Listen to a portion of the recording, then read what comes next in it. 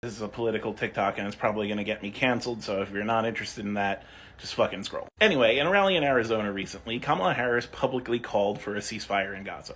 Biden then recently followed suit. She did this in public, in front of her voter base. That is a tiny, minuscule amount of progress. So like I said before, vote for who you think you could bully. But also, bully them. Here's the thing that's going to get me canceled.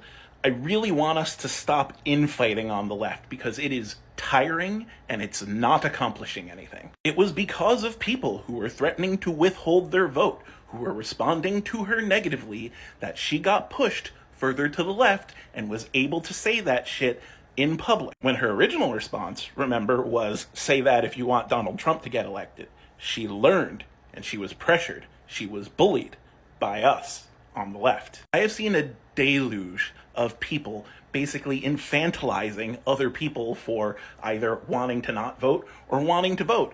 Just a whole bunch of people sniffing their own farts, which is crazy because both sides are saying that they have the pragmatic solution, and talking down to someone and infantilizing their point of view is not pragmatic either way you slice it. I don't think anyone has convinced anyone to vote by calling them a stupid, childish dumbass. Like, I mean, your goal is to get people to vote, right? I'm voting for the person who I want to bully. But I think this shows that both sides are important. I hate to say both sides here, but I mean both sides of the left, the people who are putting pressure on her by threatening to withhold their vote, and the people who are supporting her, are important if we're gonna push her further left. In fact, now is the time, especially for pasty white people like myself, to fucking listen. I am not going to tell a Palestinian who actively lost family members in the conflict to turn around and support Kamala Harris like it's nothing. You know, like they're not doing their duty if they don't. That would be heartless of me. I am also not going to tell a person of color or a queer person, especially being a queer person myself,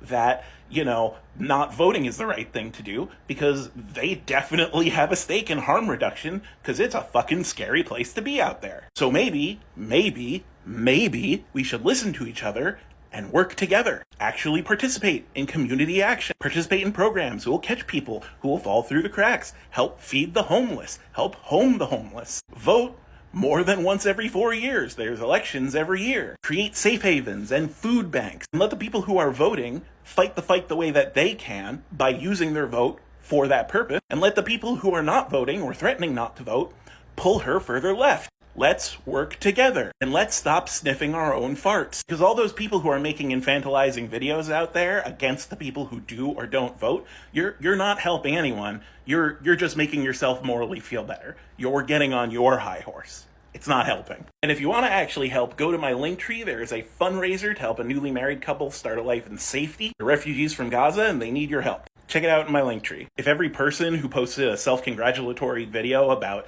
voting or not voting donated $1, we would have hit the goal already.